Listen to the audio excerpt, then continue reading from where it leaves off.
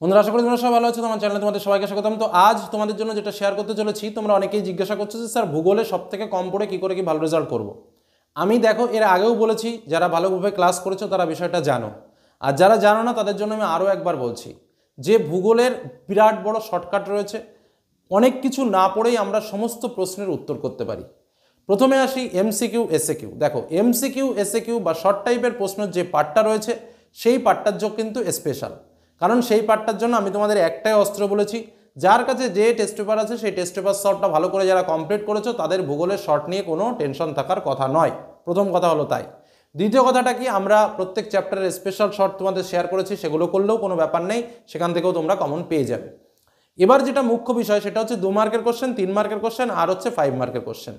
আমি তোমাদের এর আগে বিভিন্ন সময় বিভিন্ন রকমভাবে বলেছি, কিন্তু আজ আমি স্পেশাল কয়েকটা প্রশ্ন 5 মার্কের জন্য বলছি। 4টে প্রশ্ন, এই কটা প্রশ্ন পড়লেই তোমরা 5 মার্ক কমন পাবে। প্রাকৃতিক ভূগোল থেকে 2টো, আঞ্চলিক ভূগোল থেকে 2টো। আমি প্রশ্নও বলবো ঠিক 4টে।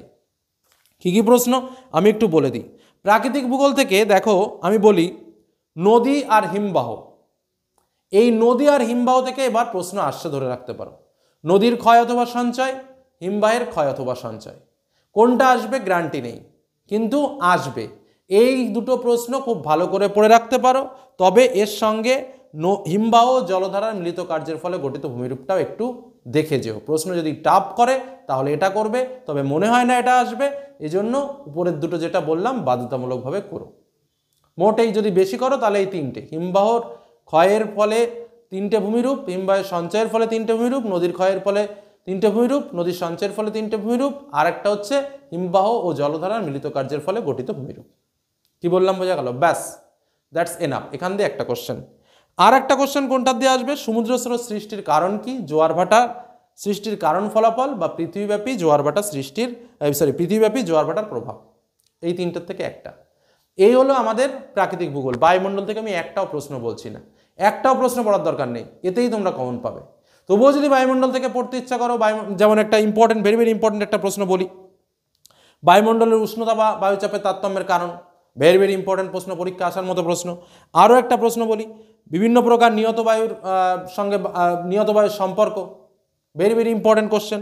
আরও একটা প্রশ্ন বলি, বা চাপ বলয়ের সঙ্গে নিয়ত বায়ুর সম্পর্ক, একই কথা। আরও একটা প্রশ্ন বলি, বায়ুমণ্ডলের বিভিন্ন স্তরের বর্ণনা করো, বা বায়ুমণ্ডলের স্তরের শ্রেণীভাগ করে 2টে অংশের বর্ণনা দাও। আর এরকম প্রশ্ন রয়েছে। এই 3টে কোশ্চেন মোস্ট ইম্পর্টেন্ট, তাই বললাম, কিন্তু এতটাও দরকার নেই। প্রথম যেটুকু বললাম আর পরের যেটুকু বললাম, এই দুটুকু পড়ো। 5 মার্ক কমন হয়ে গেল। প্রাকৃতিক। আঞ্চলিক থেকে আমি 2টো প্রশ্ন বলি, আঞ্চলিক থেকে 2টো প্রশ্ন বলি। একটা হচ্ছে পূর্ব ভারতে লৌহ ইস্পাত শিল্প কেন্দ্রীয় ভবনের কারণ কি, আর একটা হচ্ছে ভারতের পশ্চিমাঞ্চলে পেট্রোরসায়ন শিল্পের কেন্দ্রীয় ভবনের কারণ কি। আমার ব্যক্তিগতভাবে মনে হয় এই দুটোই আসবে। তবুও তোমাদের একটা কোশ্চেন বলবো, যেটা হচ্ছে চা, কার্পাস, ধান, গম, কফি বাদ দেবে না, বাদ দেবে না।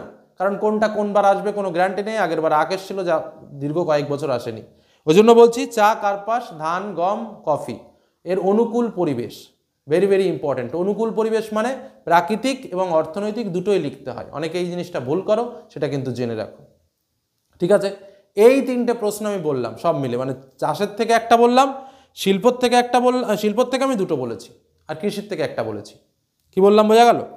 আর এক্সট্রা যদি আর একটা প্রশ্ন পড়ে রাখতে পারো, সেটা হচ্ছে উত্তর ভারত আর দক্ষিণ ভারতের নদ নদীর পার্থক্য, পূর্ব উপকূল এবং পশ্চিম উপকূলের পার্থক্য।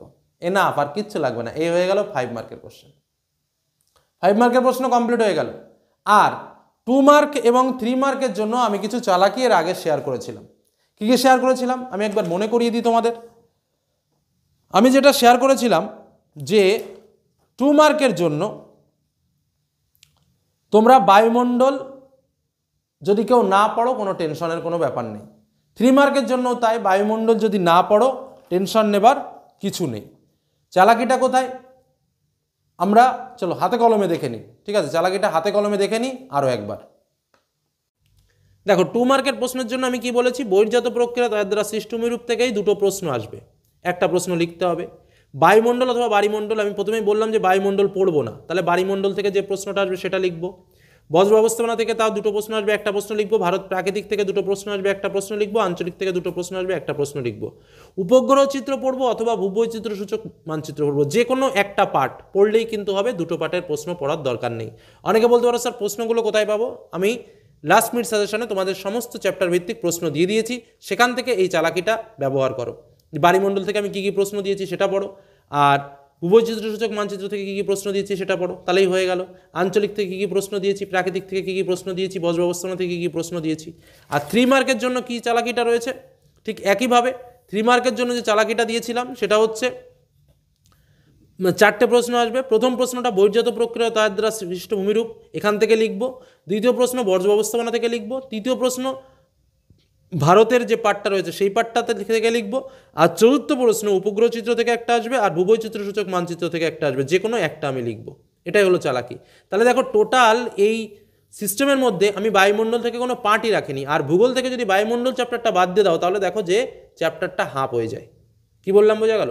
তবে যদি কেউ মনে করো যে না স্যার আমি বায়ুমণ্ডল চ্যাপ্টারের প্রশ্নটা পড়বো, তাহলে অবশ্যই সাজেশনে রয়েছে সে প্রশ্নগুলোও পড়তে পারো। খুবই ভালো চ্যাপ্টার এবং খুবই ইম্পর্টেন্ট চ্যাপ্টার।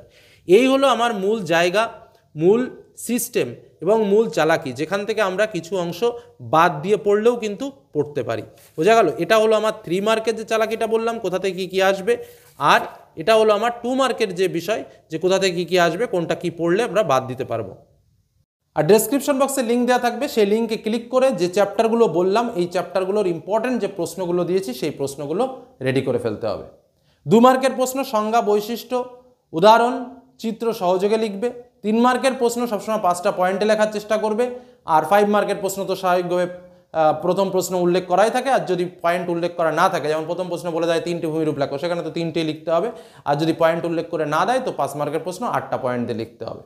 এই হলো আমাদের কাজ। ম্যাপ পয়েন্টিংয়ের যে সাজেশন দিয়েছি বা যে উত্তরগুলো শেয়ার করেছি সেগুলো একটু প্র্যাকটিস করো, ওর মধ্যে থেকেই কমন পাবে। এর থেকে সহজে আর ভূগোল হয় না, এর থেকে কম পড়ে আর ভূগোল করা যায় না। আর যে প্রশ্নগুলো দিয়েছি একদম সাজেস্টিভ, অল্প কিছু প্রশ্ন রয়েছে, সেই প্রশ্নগুলো পড়ো। আমি তো সব চ্যাপ্টারের প্রশ্নই দিয়ে দিয়েছি, এখন চালাকিটাও শেয়ার করে দিলাম। এখন তাহলে আমি কী কী পড়বো কী কী পড়বো না সেটাও তোমরা বুঝতে পেরেছো। তো চলো এগিয়ে যাও। কোনো সমস্যা হলে অবশ্যই কমেন্ট করো, চেষ্টা করবো তোমাদের প্রশ্নের উত্তর দেওয়ার। ধন্যবাদ।